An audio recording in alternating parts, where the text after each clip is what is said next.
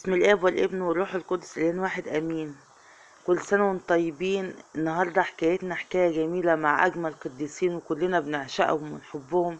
القديس البابا كارولوس السادس والقديس مريمينا العجايبي حبيب الكل العجايبي، وشفاعته قويه، والاتنين شفاعتهم قويه جدا قدام ربنا، لانهم بيحبوا ربنا من كل قلبهم وضحوا بكل غالي عشان ربنا، وكل واحد فيهم شفاعته قوية جدا جدا جدا. النهاردة معانا معجزة مع راجل كبير في السن. كان وقع على ظهره، فظهره بقى فيه فقرات تعباه جدا، ولما راح للدكتور قاله لازم تعمل حزام للظهر عشان تقدر تعيش بيه كويس وما يسببكش ألم رهيب بالطريقة دي،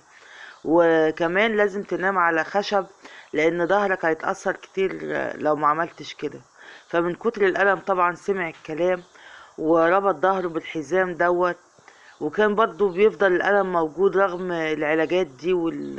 والزيارات للدكاترة مفيش فايدة، ظهره دايما ألمه زي الأول. وكان بيحب جدا القديس مريمينا العجايبي والبابا كارولوس جدا، فكان دايما بيتشفع بيهم ويقرأ قصصهم ومعجزاتهم، وكان بالفعل معاه كتاب حطه تحت المخدة بيقرأ فيه كل يوم بالليل قبل ما ينام عن معجزات البابا كارولوس والقديس مريمينا، وقعد يناجيهم ويقول لهم بشفاعتكم وبركتكم قدام ربنا اشفوني، انا راجل كبير ومحتاج جدا شفاعتكم، لاني مش عارفه انام ومش عارفه اقعد مش عارفه اروح واجي، فقولوا لي اعمل ايه، طلب صلواتكم وشفاعتكم قدام ربنا. وبالفعل من كتر ما هو بينجي وتعبان جدا وعينيه دمعت، راح في النوم، وما بين النوم واليقظة على الساعة 2-3 كده شاف نور في الأوضة، وتهيأله ان هو شاف البابا كارولوس والقديس مريمينا في رؤية، فبصوله كده بقوة وابتسامة حانية كده وقالوا له اخلع الحزام اللي في وسطك، فهو طبعا ما كانش قادر اصلا يقرب له، فقدام كده سمع الكلام وفكه وحطه جنبه، وقام الصبح لقى نفسه قادر يتحرك، فافتكر اللي شافه ده حلم مش رؤية، فبص جنبه لقى الحزام محطوط جنبه زي ما هو قلع وحطه على الكومودينو جنبه،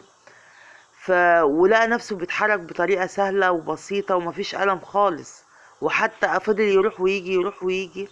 مفيش أي أثر للألم خالص. فشكر الله في قديسيه وشفاعة البابا كارولوس والقديس مريمينا العجايبي. أمين يا رب تكون معاكم ومعانا أمين.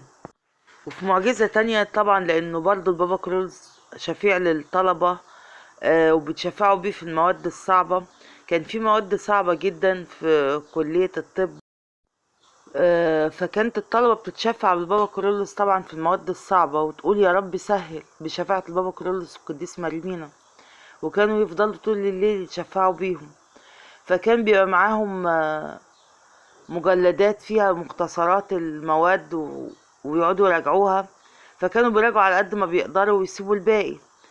وبالفعل بيبقوا خايفين ان تيجي مواد او دروس غير اللي هم ذاكروها، لكن بشفاعة البابا كارولوس والقديس مريمينا بتبقى هي المواد اللي ذاكروها هي اللي بتيجي قدامهم،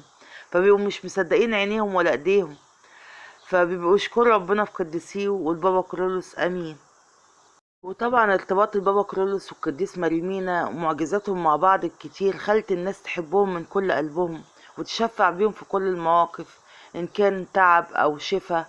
او دراسة او انجاب، فهم شفاعتهم قوية جدا، ويا رب دايما شفاعتهم تكون معاكم ومعانا امين. وما تنسوش تشتركوا معانا في قناة نور القديسين يفرح، ربنا دايما يفرح قلبكم بكل غالي، واتمنى انكم تذكرونا في صلواتكم عشان نقدر نكمل خدمتنا، واشكركم كتير على استماعكم ليا ووقوفكم معايا دايما،